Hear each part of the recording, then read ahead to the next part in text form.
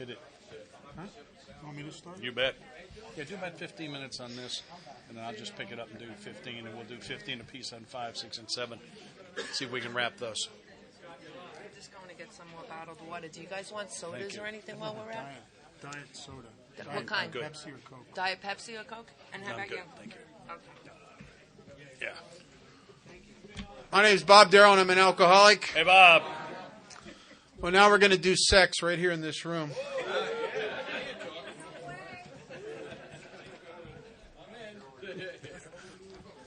Half of you woke up, the other half wanted to run.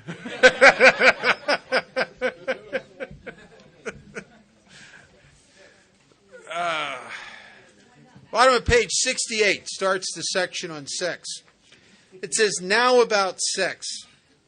Many of us needed an overhauling there, but above all, we tried to be sensible on this question. It's so easy to get way off the track. Here we find human opinions running to extremes, absurd extremes perhaps. One set of voices cries that sex is a lust of our lower nature, a base necessity of procreation. Then we have the voices who cry for sex and more sex, who bewail the institution of marriage, who think that most of the troubles of the race are traceable to sex causes. They think we do not have enough of it, or that it isn't the right kind. What does that mean? I want pictures. They see its significance everywhere. You said you'd be good. I know. One school would allow man no flavor for his fare, and the other would have us all on a straight pepper diet, cayenne pepper diet. We want to stay out of this controversy. This is a controversy that's been going on and cycling through our society for centuries. If you track, if you were to track sexual morals in society over the last several centuries, you'd see it goes from one extreme to another. I mean, if any of you were little kids, or even remember from watching Nick at Night, the sexual morals of the 50s. I mean, TV shows didn't even have bedrooms. I mean, it was like, there was like, whoa, it was, or even the first ones with bedrooms, they had separate beds, right? It was like, and then what happened? Huh? The first couple shown in bed together on television was the Flintstones. Right. That's right. They had to be a cartoon. That's right. And then what followed that? What followed that dig? The 60s, where, my God, it was free love, or at least it was reasonably priced, or something. You know, it was like, it was like where there were orgies and love-ins, and I mean, even the most pathetic of us had a chance in those days. And then society is cycled like that through Elizabethan time. I mean, it's cycled like that from one extreme to the other. And why would the pendulum go like that? Because neither extreme really works. People get hurt in both ends. The book goes on to say we're not to be the arbiter. We must not be the arbiter of anyone's sex conduct. We're not going to. This isn't about sex. We don't even have an opinion of where you are in the spectrum of sexuality. It doesn't matter. The inventory we're about to engage in is not about sex. It's about exactly what it said it was about in the beginning. We're looking for the manifestations of self which had defeated us. It's about selfishness. It's about inconsideration. It's about manipulation through arousing jealousy, suspicion, bitterness. It's about dishonesty. It's about all of that. We don't want to be the arbiter of anyone's sex conduct, and that's good news to some of us. Most of us, I think, I've talked to a lot of people over the years. I've heard a lot of fifth steps.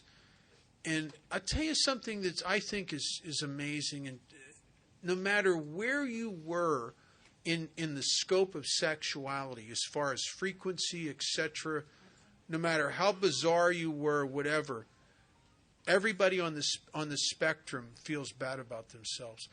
The people who were so locked up sexually that they only had 2 people on their whole sexual inventory and they had to be drunk in both cases felt there was something wrong with them. And the person that had 400 names felt there was something wrong with them too. No matter where you were, we all come in here with a feeling that we're not quite right. A feeling of inadequacy, a feeling of not enoughness.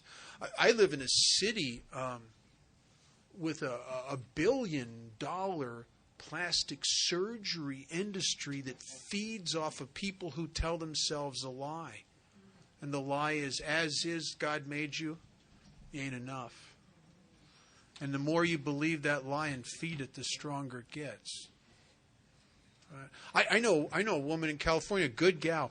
She's had 27 plastic surgeries, every one, and she got to the point. At one point, she looked like a model in a magazine. Then she went so far past that she started looking a little odd, actually, almost cartoonish after a while.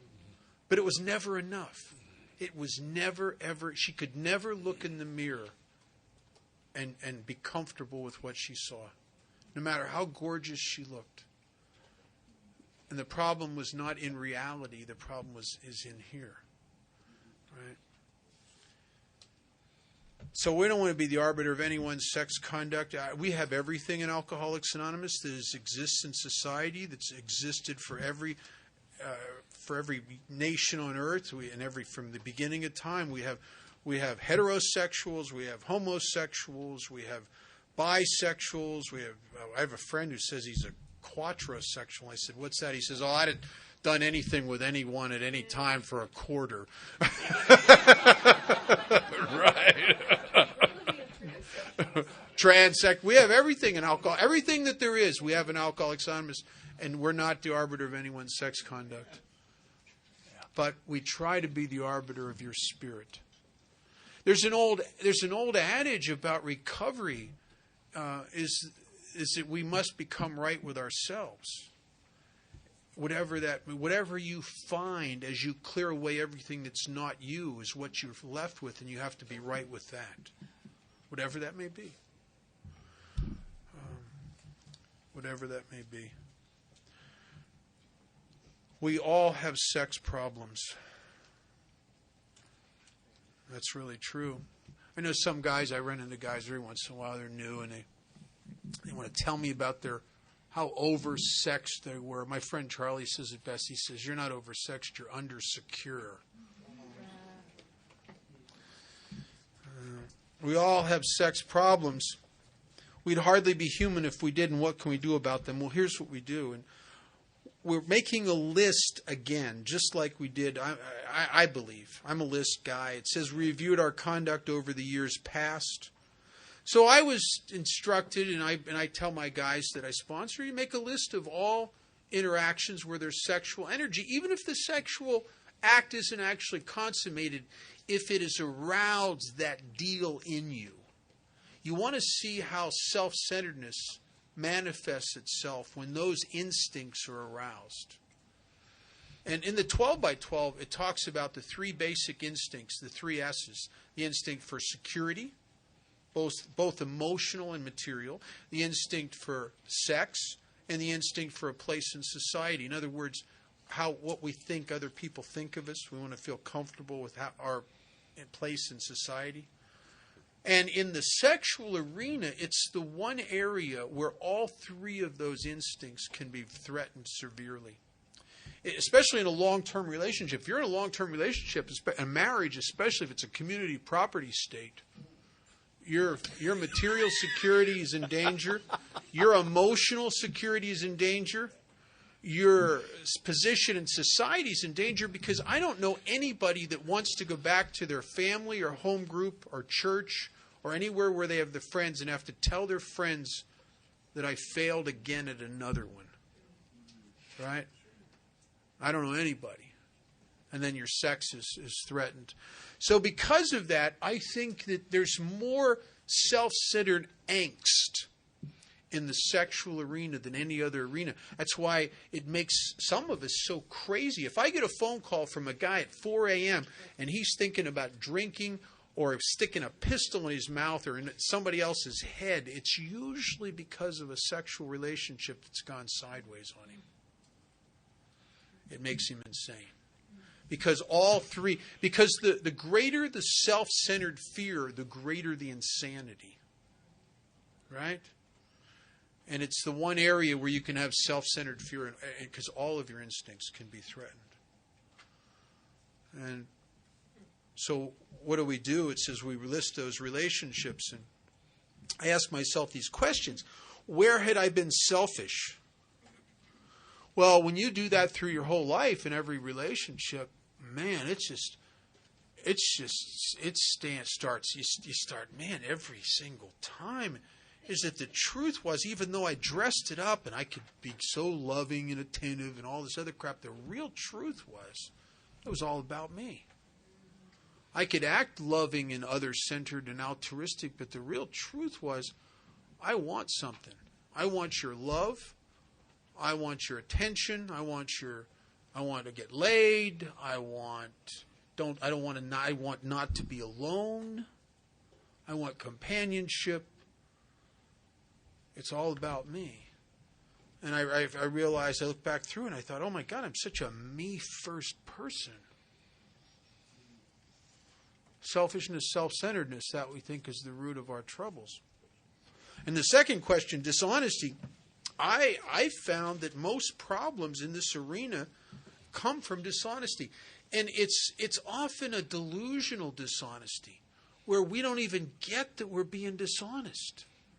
It's that we try to write checks we can't cash. It's a psychotic, wishful thinking. It's really not this way, but God, I want it to be this way so badly I imagine it is, when it's not. Right? I think, I run into guys all the time, and I think there's a little bit of this in every one of us. This hole inside of us, we misinterpret. And what happens when you take the alcohol and drugs out of your life, and you're 2 years sober and you haven't worked the steps and you got this big vacancy? It starts looking a little bit easily like a relationship-shaped hole. Right? Doesn't it? You start thinking, what's missing?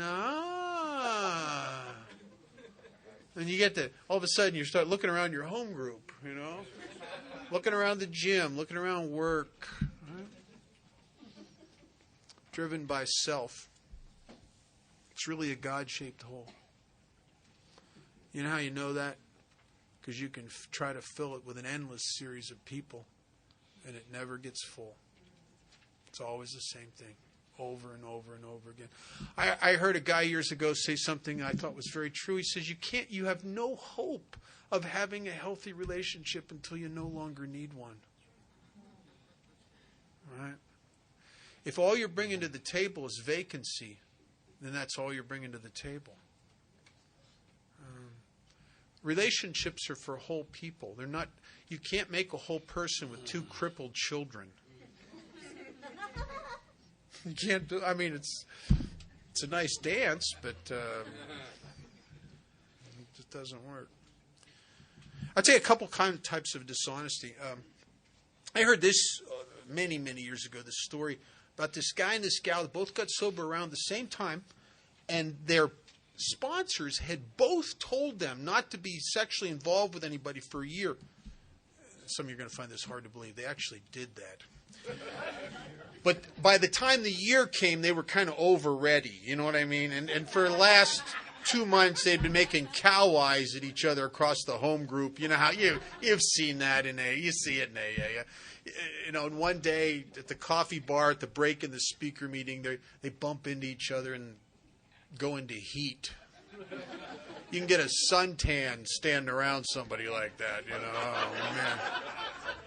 And, they go into that, they start dating, and they're in that infatuation stage of a relationship. It's like you took some amazing drug, man. It's like, do you ever know, when you're in that infatuation, it's like, the sky's bluer than it's ever been. Oh, she's so brilliant and funny, and life's good. God really loves me now. You're nuts. You should be locked up, man. You're crazy. But it's a wonderful drug, man. I'm telling you. And they're in that infatuation stage. And one Saturday afternoon, he says to her, sweetheart, what are you doing tomorrow afternoon? She goes, oh, I don't know. What are you doing? He says, well, the big football game's on. I don't know if you like football, but if you come over and watch the football game with me, I thought, if you like that, would you like to do that? She says, oh, I'd love that. Yes. Well, she hates football, the truth is. But at that stage in their relationship, she'd have gone to a rock fight with this guy. And been glad to get hit with stones, you know. And, oh, he loves me, you know. Well, you get it. Let me say, I'm not just. Guys are worse. So if you think I'm targeting women, guys are worse. I'll get to that in a minute. So they eventually end up living together and are engaged to be married, and everything's wonderful. And a year later, Sunday morning, she says to him, she says, I want you to come to the mall this afternoon with me. We got to pick some stuff out for the place. And he says, oh, sweetheart, not this afternoon. The big game's on. I thought we'd sit in the sofa, I'll make some popcorn, watch the game. And she flips out. She starts yelling at him, I hate that football. And he's looking at her like, who are you?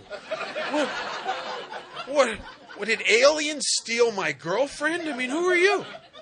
And she never set out to lie to him. We don't lie because we're liars. We lie because we're afraid. We write checks we can't cash, hoping that maybe it will be true. Guys are worse. There's a time in a relationship between a man and a woman where they've been dating a while and they haven't slept with each other. And then that night comes and you can feel it in the air. You know it's going to happen. And there's a point about a minute out from the consummation of the sexual act where a woman can stop a guy and say, sweetheart, before we go any further, do you really, really love me and want to spend the rest of your life with me? And the guy will go, he's like the Alpo dog on the commercial that they haven't fed in a week. You know, and you can put him on a lie detector, and when he's saying yes, it'll say he's telling the truth. Square business. I have a friend who was in that spot, and a day or two later, she pulls up to his place pulling a U-Haul. She got rid of her apartment, packed her stuff up, and he's looking at the U-Haul going, wow, what's that? And he said, but you said you wanted to spend the rest of your life with me. And he's going, oh, yeah, I did, didn't I? Oh, man. I have a friend he doesn't go to AA anymore, but he's very involved in another 12-step program, and he tells his sponsees, look, you can sleep with them, just don't talk to them because you're going to probably lie. And where does this come from? It comes from this self-centered fear, this fear of not being loved, the fear. Just like fears and resentments, these are judgments that I must try to dismantle that are part of this ego that has told me things that are part of my old ideas. It told me things like, as you are, you're not enough. Nobody's going to love you as is. So what happens is you have to write checks you can't cash. You have to be something more than what you are. I know a gal and a guy that fell in love, and they were engaged to be married. And before they got married, they had the money talk, a very, very important talk, where you talk about finances and debt and everything. And the guy asked her, he said, you ever had a bankruptcy? And she says, oh, no. She was working on her second one. Matter of fact, if she didn't marry this guy, she was going to be in one pretty quick because her credit cards were maxed out. He said, do you have any credit card debt? She says, oh, no, I don't believe in carrying a balance on my credit cards, because she had heard him talk to his sponsees and tell him about how you don't carry a balance. That's a sucker bet. You always pay things off right away. You can't, if you're in AA, you can't go bankrupt because you're using a technicality to beat somebody out of something. You're spiritually bound to make that right. And so why did she say all that? Because she believed an old lie, and the lie was, if he really knew these things about me that aren't right, he probably won't love me. The problem is that they got married, and of course, all of that stuff comes to the surface. Of course it does. You've financially mixed yourself with someone. Eventually, it comes to the surface, and now it's eroding the foundation of the relationship. And when the relationship fell apart, her ego said, "See, you were right when he found out about your imperfections. He didn't love you." And that's not the deal. That was her mistake. She mistooking the truth from it. The truth was, if she would have, I know this guy. If she would have said to him, "Sweetheart, I've screwed my life up financially. My credit cards are maxed out," I believe he would have said, "Okay, I love you. We're going to work with this. I think I'll handle the money, but we're going to work with this." And she could have. She was this close to finding out the sweetest thing she could have ever found out is someone would actually love her as is. But her ego told her the lie, and she believed it. And when the marriage fell apart, see, the ego said, "See," when he did find out about you, "See?" And that wasn't the truth. And how much we reinforce that stuff in ourselves over and over again. You want to go for a few little bit? Yeah. Okay. I'll tell you for a minute. Okay. Trust is a yes or no question. I'm working with a guy right now who has done some financial things that he hid from his wife, and then he finally had to admit it. And now she thinks he's having an affair. He's not. He's not. But she has no reason to trust him. I don't trust you in all of these categories, but not in that one. Trust is a yes or no question. Before I go on, I want to put in a plug for, I don't know what happens at this particular retreat, but you don't want to miss my wife's talk tonight. If you're not in Al-Anon, don't miss it anyway. She's got some fabulous stuff. The other thing is I want to remind you that we're going to start tomorrow morning at 8:30, not 9 o'clock, as the schedule says. Because if I don't write this stuff down, it don't happen for me either. A couple of pieces here, strangely enough. I went to my mentor, and I said, this thing about we don't want to be the arbiter of anyone's sex conduct. I said, help me with that. What do you do with a new guy? He said, well, if he's married, pretty clear. If he's single, this is what I say to him. I'm going to ask you to leave the women alone until I get you all the way through the 12 steps.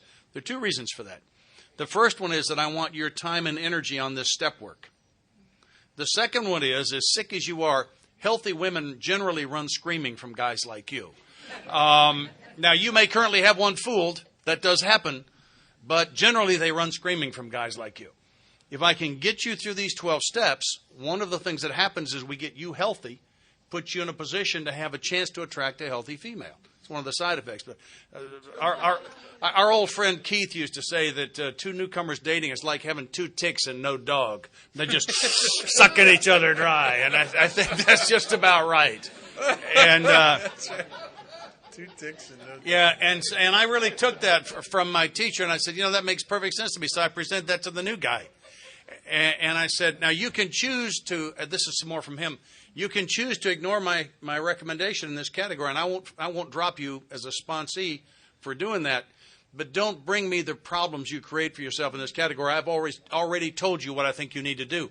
See, and that solves my problem, right? And then the truth is, I'll handle the first one with him and point at all of these facts. And then after that, I really don't want to hear it. I've already told you. You want to keep, the first rule of holes is when you're in one, quit digging. If he can't quit digging, I can't help him in that category anyway. What I like to do is, like he said, a column inventory. It just says we got this down on paper and looked at it. It doesn't tell us how.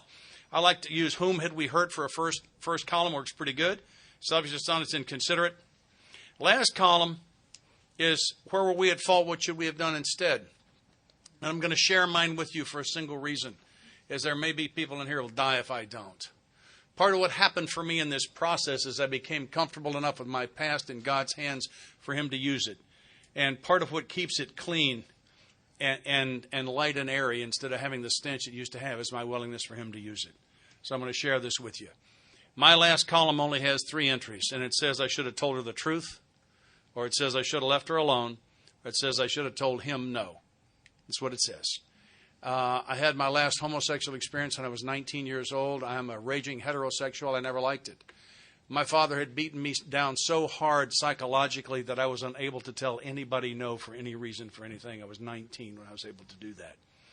I'm not attacking homosexuals. I sponsor a homosexual guy who the worst thing he ever did was try to have a heterosexual relationship. Okay? I understand that. But that's just how it was for me.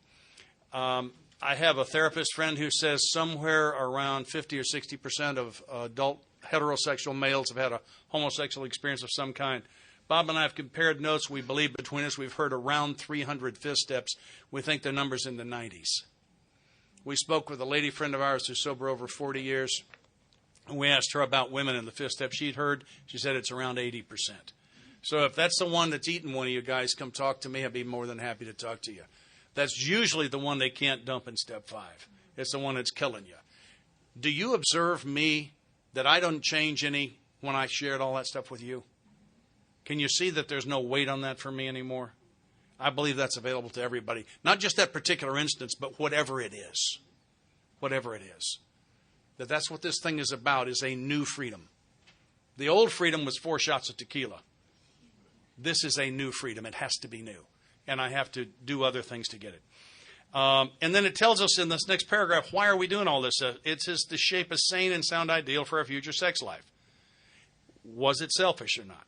And it says we ask God, oh my goodness, we're going to talk to God about sex. Well, I have news. He's the one that invented it. Do you ever think about that? Nice job. Thank you very much. I appreciate that. I really do. And so I'm going to talk to him about my ideal. And so I asked this guy I'm sponsoring, talk to God about your ideal. And I want you to write it down. The ideal, by the way, does not have to do with her dress size or the color of her hair. It has to do with your behavior, given your current set of circumstances today. For example, if you're currently single, we don't need to know what it would be if you were married but temporarily separated, but not legally separated, but you thought she had a boyfriend, but you weren't sure. We don't need that one, Stanley. You're working too hard. Let's get the today word into this thing. What do you think God wants you to do / not do in this category today? Mine is simple. I'm married to a spectacular woman. Miss Linda's supposed to get all of my sex energy. It's that simple. I'm 65 years old. I have some good news for you guys who are afraid you're going to live to be 65. I have some really good news for you. And then I tell the guy, him, if you want to read me your sexual your ideal, I'd be happy to hear it, but I don't require that. But I'll tell you, when you're writing it, if you go past about 3 lines, you didn't understand the concept. But let's get it on paper so you really know what it is. Not to be used lightly or despised or loathed. And then we're supposed to be willing to grow toward this thing. It's okay if I make a couple of mistakes. Actually, not anymore. It's not. But when somebody is new, I think it's okay if they make a couple of mistakes. That's what it says here. And we're asking God in meditation what we should do about each specific matter. And here's the willingness again to make amends if we've done harm. Sounds again like step 8. On page 70, it says, suppose we fall short. That paragraph sums up, and what it says very simply is, if you're doing things in the sexual arena that are hurting God's kids, you're going to drink. That wasn't maybe. And if I see someone I sponsor doing that, I tell them, because that's what it says here. And if they continue to do things that are harming people, I can't work with them. If somebody's doing something that's going to take them back to the bar and they won't stop it, I can't help them. They've proven to me I can't help them. That's what I do. I'm not recommending that to anybody. And then it says, to sum up about sex awareness, oh my goodness, we're praying again for the right ideal, for guidance in each questionable situations, for sanity, strength to do the right thing. If sex is very troublesome, we throw ourselves the harder into helping others. Some friends of mine and I, as we do our 2 pages, we read 2 pages a day in the big book, we started tracking all the places in the book that reference helping others. We found over 60 so far. And that's not in the stories. That's the early Roman numerals through 164. And if you want that list, if you'll email me, I'll be happy to send them to you. We throw ourselves the harder in helping others, think of their needs, work for them, takes us out of ourselves and quiets the imperious urge when to yield would mean heartache. And then this next paragraph is what pilots call a checklist. It says if we've been thorough about our personal inventory, we've written down a lot. If you've written all of the things that we discovered today that are written in step 4, and you've never done an actual 4-step before, probably you've written down a lot. Then it says we've listed and analyzed our resentments. We covered that, didn't we? We had a list. We did a lot of analysis. We covered that. We've begun to comprehend their futility and their fatality. Yeah, we killed you 7 times on that 1 page. We've commenced to see their terrible destructiveness. We covered that, didn't we? We've begun to learn tolerance, patience, and goodwill toward all men, even our enemies. We look on them as sick people. We covered that, didn't we? We've listed the people we've hurt by our conduct and are willing to straighten out the past if we can. We found that at the end of the resentment inventory. We also just found it toward the end of the sexual misconduct inventory. I would propose to you, if you've done something that somebody else alleged to you as a 4-step, and you can't answer yes to everything in that paragraph, you might try the real 4-step. I think you will find it to be a life-changing experience. It was for me and for the men I've had the privilege of working with where we began to dig the poison out of the soul. There's a tremendous cleansing that comes from laying down those resentments, beginning to outgrow the fears, to step out into the sunlight of the Spirit on this sex thing and do it the way it's supposed to be done. It's a whole different ball game. Whole different thing between making love and getting laid are different. And I didn't know that. And it says in this book, you read it again and again, faith did for us what we could not do for ourselves. We hope you're convinced now that God can remove whatever self-will has blocked you off from Him. If you've already made a decision, that would be the 3rd-step decision we talked about, and an inventory of your grosser handicaps. That's what we covered today. You've made a good beginning. That being so, you have swallowed and digested some big chunks of truth about yourself. I studied biology. I know what happens after swallow and digest, right? That stuff's out of here. And step 4 is about out of here. It's about out of here. Powerful, powerful stuff. We're going to move on. I'm going to start on 5. When do we end? I forget. Quarter after. Okay. We got 30 minutes. You want to start on 5? No, go ahead. Okay. We make this up at the breaks. I say one thing. We really do. Yeah. For a friend of mine says that, look, I don't have an opinion on this. He says that looking for a mate in Alcoholics Anonymous is like shopping in the dented cans section of the grocery store. You might get a good set of niblets, but you might get botulism too. We don't know. Yeah, at my home group, we say dating before you've actually done the 12 steps is like pouring Miracle Grow on your character defects. Yeah, it'll just make you absolutely crazy. Moving on to page 70, at the end of the first paragraph, it says this brings us to the 5th step in the program of recovery. So there's a 72. 72. That's a reference to the fact that this is our program of recovery again. And about 4 lines from the bottom, the best reason first, if we skip this vital step, we may not overcome drinking. So that's a reason to do step 5. Fairly decent one, I think. On page 73, first full paragraph, more than most people, the alcoholic leads a double life. He's very much the actor. To the outer, this is the actor thing. You remember we talked about on page 60. He wants to run the whole show. Now he wants to run what they think of him. But it's the same actor. Presents a stage character, the one he likes his fellows to see. He wants to enjoy a certain reputation, but knows in his heart he doesn't deserve it. That's my story. Bottom of the page, we must be entire. We know we're skipping a lot of great stuff here. Our mission isn't to cover it all. It's not our mission. If we expect to live long or happily in this world. And we think well before we choose the person to whom we're going to give this 5th step. And I think we all know that there aren't any rules in Alcoholics Anonymous. The first one is mentioned here on page 74. At the bottom of the page, you see the word notwithstanding. Count up 3 lines above that. The rule is that we must be hard on ourselves, but always considerate of others. I can't do my 5th step with somebody that may harm. Can't do it. I've seen so many people go out to make amends, and they dump their 5th step on their mother or their wife. It's a horrible thing to do. Horrible thing to do. Be very careful. I heard a discussion about who should hear it. The men I sponsor are free to do their 5th step with anybody they want to, and me. I'm going to be there. And if they need to do it with a priest and so on, I'm great with that. I don't have a problem with it. I plan to be there. This is an experience out of my past. My sponsor used to run a treatment facility, and I was doing some part-time stuff down there. And we had a guy come in on Monday morning just devastated. On Saturday, he had done his 5th step with his preacher. On Sunday morning, his preacher had delivered his 5th step to the congregation with him and his wife sitting there and his name tied to it. So do what you need to do. Yeah. And I saw the blood on that floor. And I don't know how that guy's doing now. I have no idea. But I'm telling you what. Anyhow. So I got to be careful about who I choose. And this thing about being considerate of others, Bob made a point when we were doing one of these a year or so ago. That's an awfully good way to approach step 9, too. And just for fun, while we're doing rules, I think there's one on maybe 101, 102, somewhere 102 maybe? Yeah.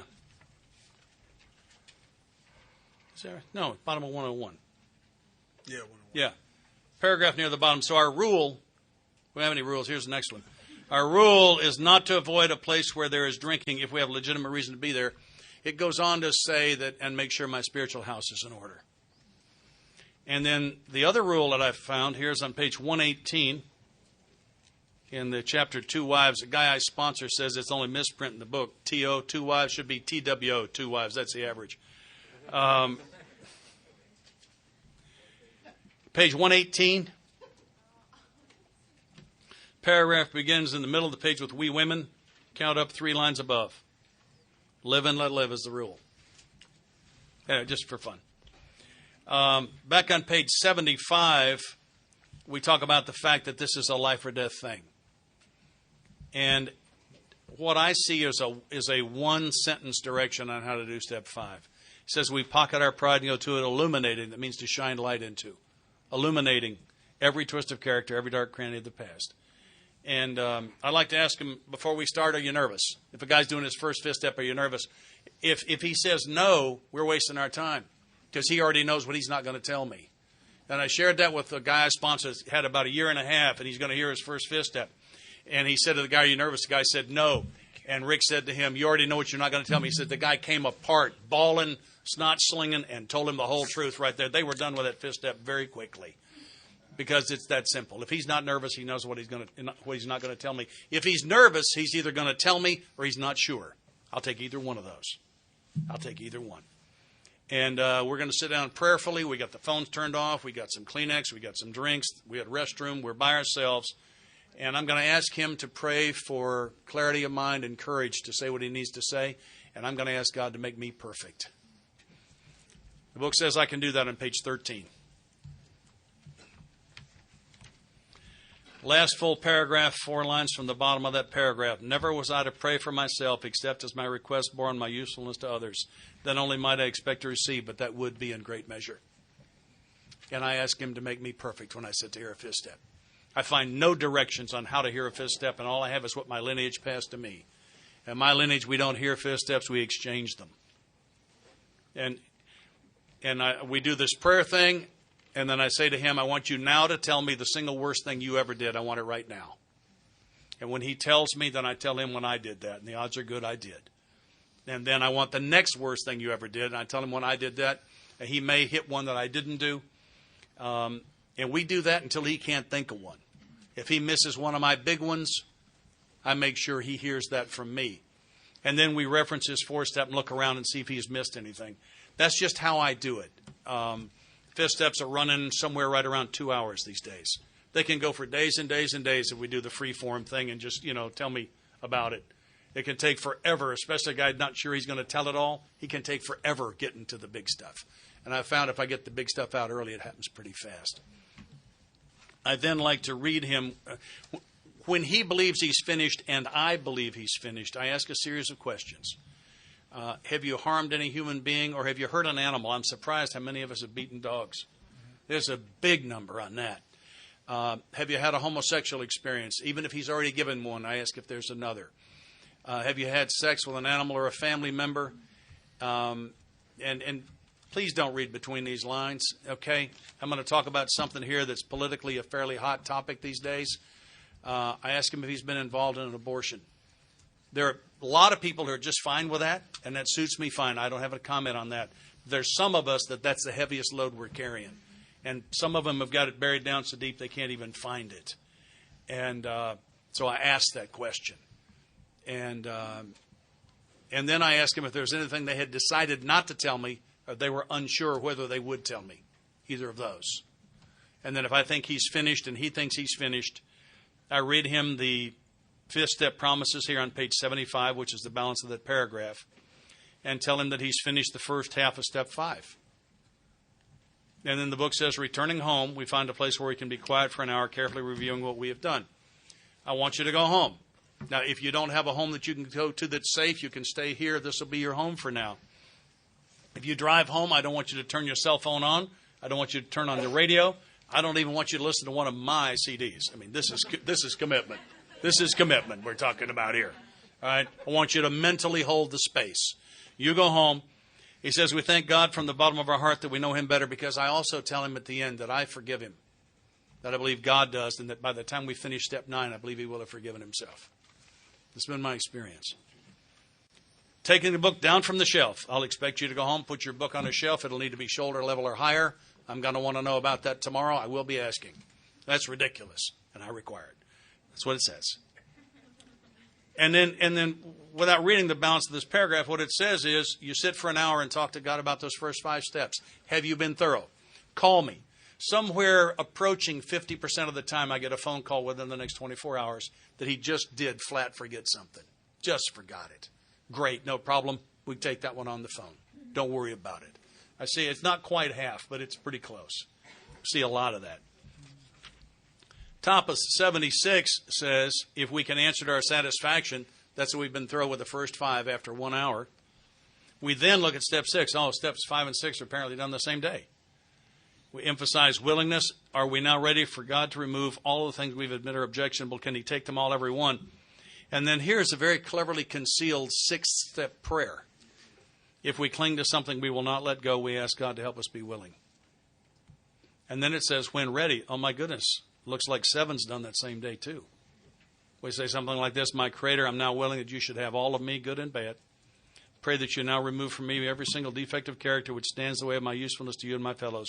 Grant me strength as I go out from here to do your bidding. And here's the amen we talked about before. Kind of interesting. I swear this wasn't here. I thought that I was asking God to remove all my defects of character. It's not what it says. It's just the ones that stand in the way of my usefulness. And it never occurred to me that I wouldn't ask him to take them all. And it hadn't occurred to me that God could possibly use one or more of my character defects as tools to help me. And I had that experience a couple of years ago. What we do here is a little bit on the dangerous side. I mean, it's okay if you think one of us is great. It's not okay if we do. And I get to thinking I was. I had too many people telling me I was great and I changed lives, and I started believing it myself. Okay if you put me on a pedestal, not okay if I do. And I got up on the pedestal. And I came pretty close to doing something that would have been pretty bad. And I came down off that pedestal. And God used that character defect as a tool to help me. It's a powerful God. It's an amazing process. My sponsor said that the book doesn't say anything at all about me working on my character defects. And when I work on the character defects, I am living in the problem. And that all of my character defects are self-centered. There are no exceptions to that. And self can't push self out of the center. If it could, it would leave a vacuum. So the answer to my character defects is not for me to work on them. The answer to my character defects is for me to do the things that you've taught me to do to lead a God-centered life. And when I do that, my character defects just recede. It's not like I take power over them. They just recede. What I do is invite the light in and the darkness flees, because the darkness cannot exist in the light. So I don't focus on the darkness. I get involved with the light. And that's how I get changed. That's what happens to me. Somebody asked me a while back, do I think the path gets narrower? And I think the best answer I ever heard was, if I stay on the center line, I won't notice. Thanks, Scott. There's an old adage in Alcoholics Anonymous that if 3 frogs were sitting on a log and one of them made a decision to jump in the water, how many frogs are still on the log? And some new guy will say, well, 2, and the old timer will go, no, he only made a decision. He's still on the log. If you were to carry out the decision, it would be in step 7 that you'd hear the splash. This is really where we set down all our defense mechanisms and become entirely ready. And this is a very small little step and a very small little paragraph on the top of page 76, and yet I think it encompasses the story of a lot of our sobriety, how we become entirely ready. My sponsor tells a story. He uses an analogy that I think is pretty good. He said that we're so beaten by the bag and the bottle that we come to AA and we're forced to throw the towel in. And then what happens is the ego sneaks back in there when nobody's looking. We kind of get the towel back, and we'll spend the rest of our lives ripping off little pieces of it and throwing it back in. As we get to that place where God is either everything or He's nothing about the IRS. He's everything or He's nothing about the police. He's everything or nothing about the relationship, the children, the job, the judgments in AA, the lust, the gambling, the food, or whatever the deal is. We keep throwing in the pieces of the towel. How do we become entirely ready? Well, Scott talked about not working on your character defects, and I went through a period of sobriety, about 5 or 6, I don't know, quite a few years of my sobriety where I did an honest look at me. I could see these things were objectionable. I could see where they cut me off from the sunlight of the Spirit. They kept me entrenched in self and all that stuff. But I thought it's my job to not be that way anymore. And what I discovered is, if in defects of character, if you try to willfully overcome them, what happens is you become the reformed whatever. You know, like a reformed smoker who is so intolerant of other people who smoke, who's up on the high horse all the time, you know, that guy. You become the reformed whatever. And so I spent, I had this tremendous bottom with judgment in AA. I mean, I was, sitting in meetings taking people's inventory. And so I decided, I'm not coming to, I didn't go to God with it. I said, I'm just not going to be that way ever again. And what I became is I was no longer, I wasn't doing that anymore, but I became very judgmental of people who were judgmental. Right? Which makes me exactly like them. Right? It's like whatever in the universe, for every reaction there's an opposite and equal reaction. Whatever I try to overcome with self-will seems to give it power. Confucius once said that the chains that bind us most closely are the ones we have broken. If I'm fighting something, if I'm a reformed something, I am still as hostage to that as when I was doing it. We're not talking about we're talking about something greater than that. We're talking about a new freedom. We're not talking about fighting something. Remember what happens to us with alcohol. Later in the 10th step, it says we've been placed in a position of neutrality, safe and protected. We have not even sworn off. Instead, the problem has been removed. And I think that is absolutely the case with defects of character.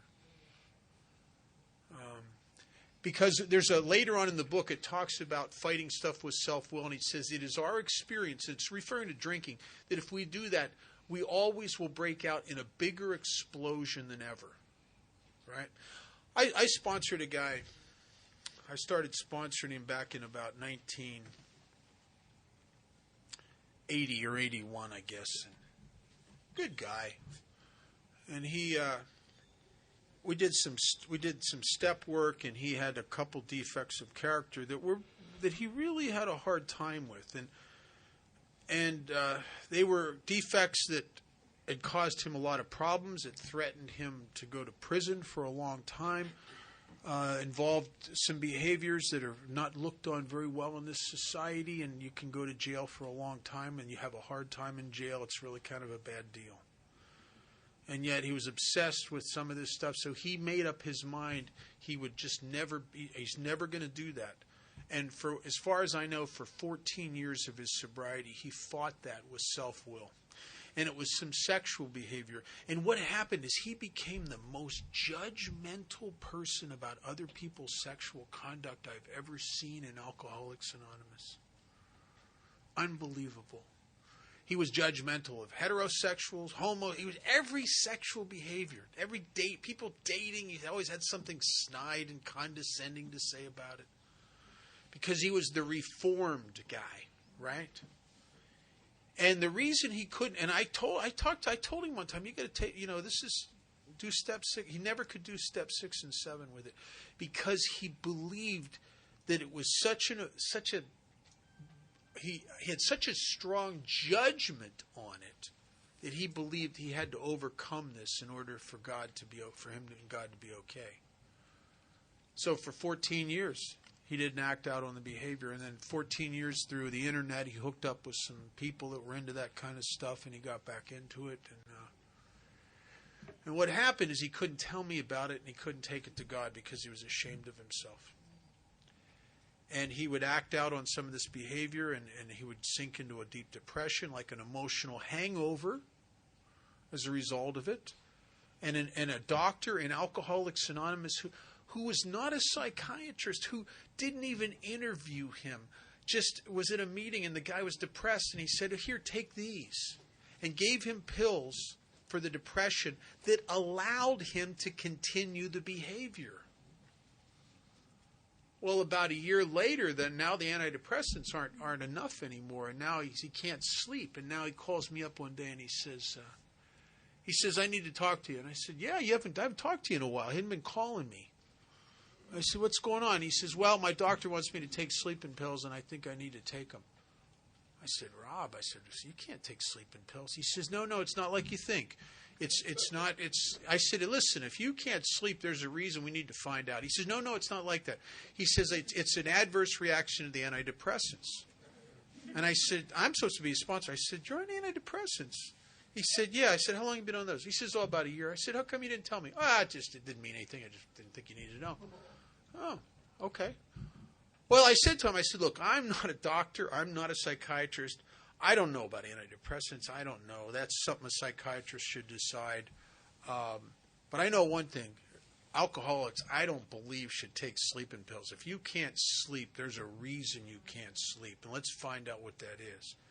And he said, oh, no, it's not that at all. I need this. It's a chemical reaction to the other medication, etc. And he started taking them. Well, a little bit later, he had a heart incident, and he had to have some surgery. And when they put him on pain pills as a matter of standard procedure for that kind of surgery, it just took off. Within no time at all, his brother comes and gets me, and he says, Rob's in trouble. And we go to the hospital, and he's in intensive care. He's strapped down. He was doing over 30 Lortabs a day from all different doctors, and now they checked that stuff, and now they all found out at the same time. They all cut him off on the same day. So he went an instant withdrawal. He's in danger of cardiac arrest or stroking out because now his blood pressure's off the charts, and they have him strapped down to intensive care, and he's kicking all these narcotics, and plus Ativan and some other benzos and some stuff, and he was in bad shape. I walk into the room where he's strapped out, and the first thing he says when he sees me, he starts crying. He goes, "This doesn't mean I have to change my sobriety date, does it?" The amazing power of the ego, isn't that? Now here's a guy who's dying, and he's caring about how he looks, right? I mean, that's kind of bizarre, really. And I just said, look, let's just get you straightened out. We'll talk about that later. Well, he refused to change his sobriety date. I was at his 16th AA birthday. He was so stoned on pills, he was slurring his words. He was going, now I want my hair from my sponsor, right? And I didn't know what to say. He called on me in the meeting. I did the kindest, honest thing I could do. I just said, I'd like to congratulate Rob on 16 years of not drinking alcohol. And that was true, and it was kind, and it was honest. And he eventually, within 2 months after that, he drank again. You know, that thing inside of us, there's a spiritual mechanism where we're compelled to make our insides match our outsides. You know, the need for continuity within us it's a powerful thing. And within a year after that, he was dead. And he was dead because he could not bring something to the table in step 6, right? All he had to do was ask God, but he couldn't do it. And I understand that. I had a lot of things I couldn't bring to God. I was afraid. Of course, eventually over the years, what happens is you get worn out with some of this stuff. And I discovered that a lot of my defects of character I would have to get, it'd be like very much like drinking. I have to get to a place with the defect that I got to in drinking. Now, what did happen to me with drinking? Is I got to a place where I knew beyond a shadow of a doubt that I can drink till it kills me. There's no more value in drinking. There's no more fun in it. As long as I secretly thought there was a party there, I'm not really ready for AA yet. Not really. I can intellectually think, well, you really should stop drinking. This is really hurting you. But as long as I think there's a party in there somewhere, I ain't ready. And as long as I secretly thought there was value in these defective defense mechanisms, I ain't ready. It don't make me a bad guy. It just makes me the way I am. And what are the values? I mean, I would like, and here's what happened to me. I started praying about some of this stuff. I'd start asking God to remove it. But I'm a hypocrite. I don't really want God to remove the defect. I want him to remove the consequences. In Bill's story, there's a thumbnail sketch of him going through the steps with Ebby in the hospital. And in that thumbnail sketch, he says something different. He says, when he's talking about step 6 and 7, he says he asked his creator to remove these things root and branch, as if there's two parts. And I know about the branch, that's the consequences. That's the thing that's poking me in the eye. But what's the root? What's the secret, hidden idea of value or something, or gratification from the defect? I mean, I know everybody would like the branch of resentment to be removed.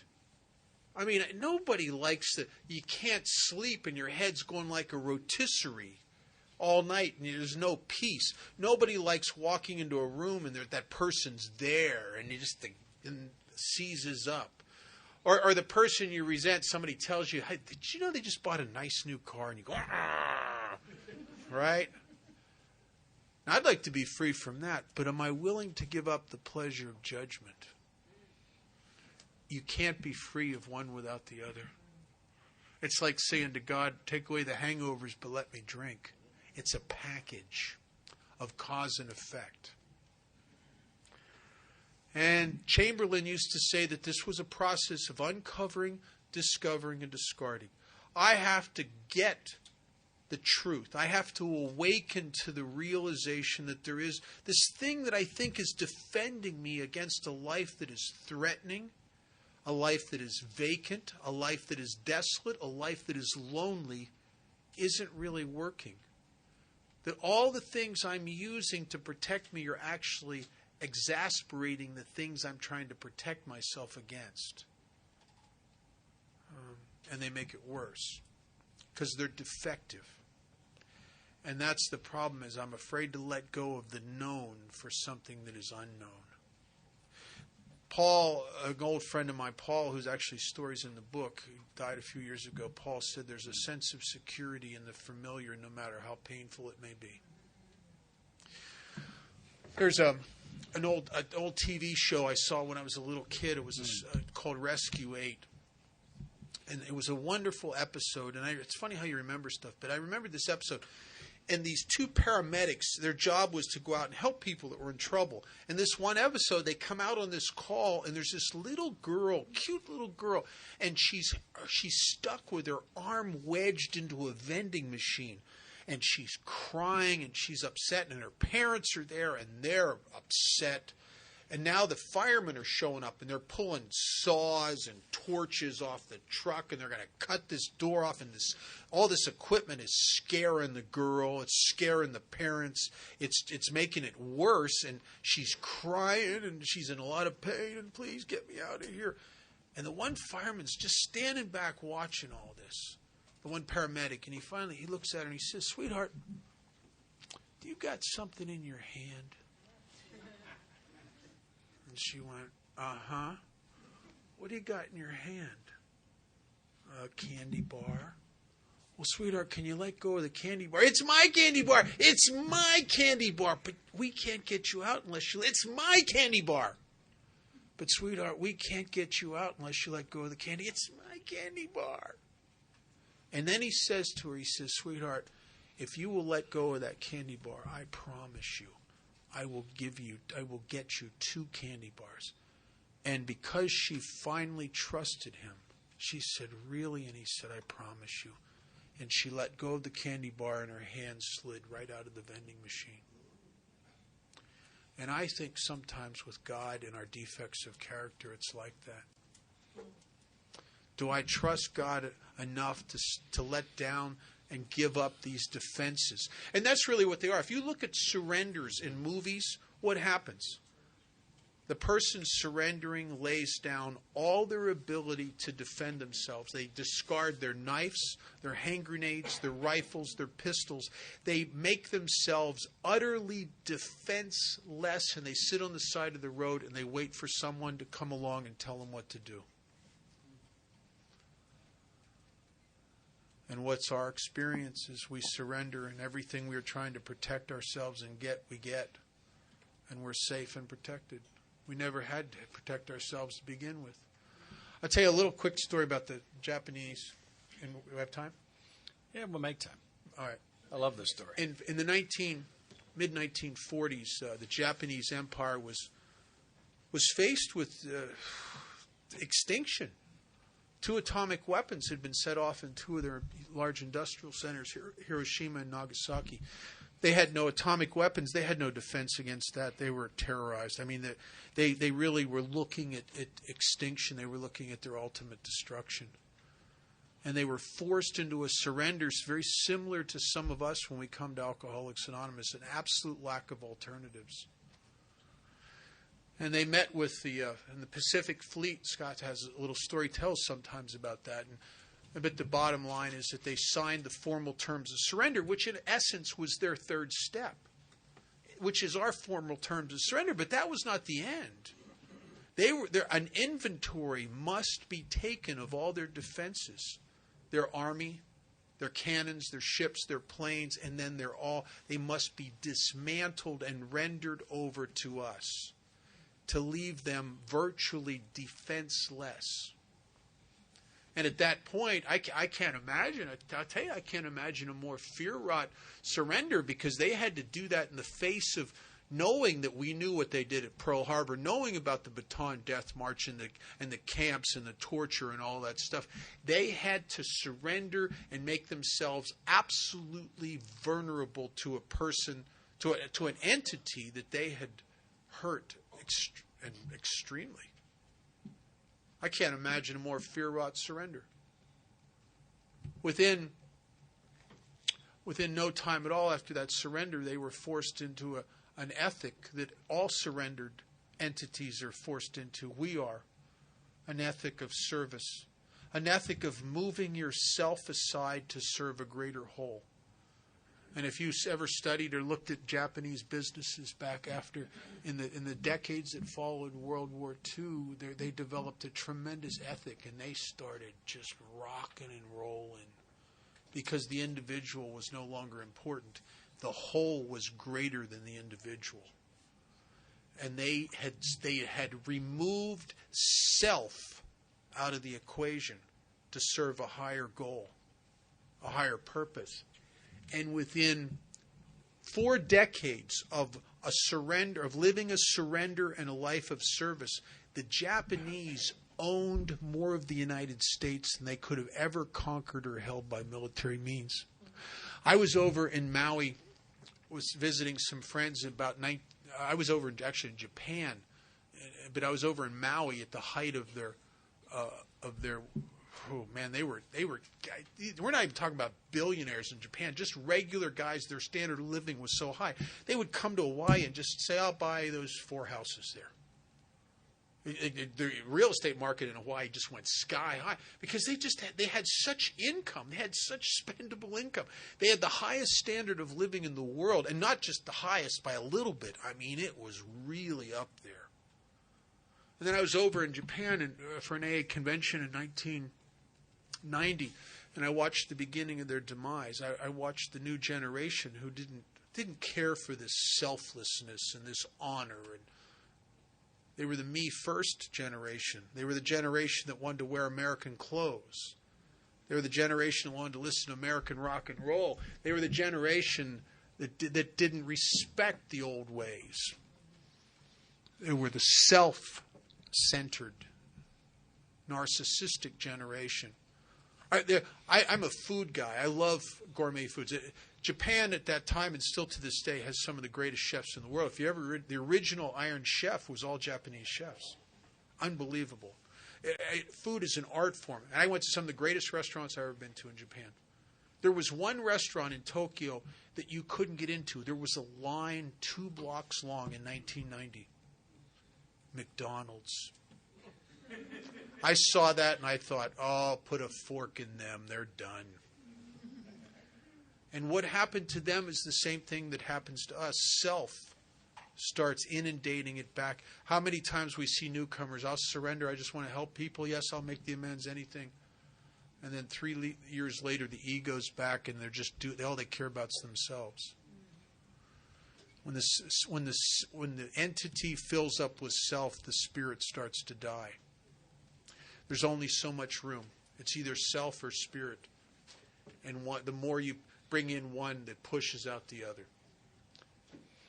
Our great teacher told me one time that the alcoholic is like an electromagnet that's been dragged through the junkyard of life. We got all this rusty, sharp, nasty, jagged, ugly stuff stuck all over us. And what we do with these steps is we very slowly turn the power down and eventually off, and this stuff begins to fall away. And this beautiful thing I've always really been emerges from the inside of that. We're not going to change me into something. We're going to teach me to quit having all of those things that I no longer need. And God was not having a bad day in the middle of a long losing streak when He came up with me or any of you. We were wrong. It didn't happen that way. And as I learned to lay down all of those defenses, this beautiful thing that we've always been emerges. We are going to start again at 33 minutes after the hour.